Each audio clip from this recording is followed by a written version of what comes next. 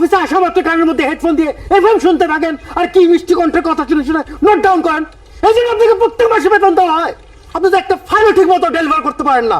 প্রত্যেকটা কলিগ আপনার সম্পর্কে অভিযোগ করে। স্যার কি আগে থেকে এরকম বদ মেজাজি নাকি আস্তে আস্তে হয়েছে? মানে এই আপনি সাহস তো করেন, আপনি আমার মুখে মুখে তর্ক করেন। আসেন অনেক দেশে আসেন। স্যার আপনি এটা নিয়ে যান স্যার। এটা কি? স্যার আমার রেজিগনেশন লেটার, আমি সাইন করে দিয়েছি, আপনি কষ্ট করে প্রিন্ট করে নিন।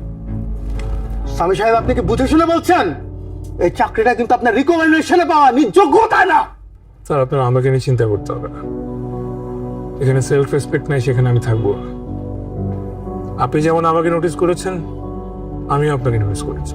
আপনার পার্সোনাল লাইফে ঝামেলার কারণে আপনি প্রতিদিন অফিসে এসে কলিগদের সাথে যে আচরণ করেন, এটা কিন্তু ঠিক না স্যার।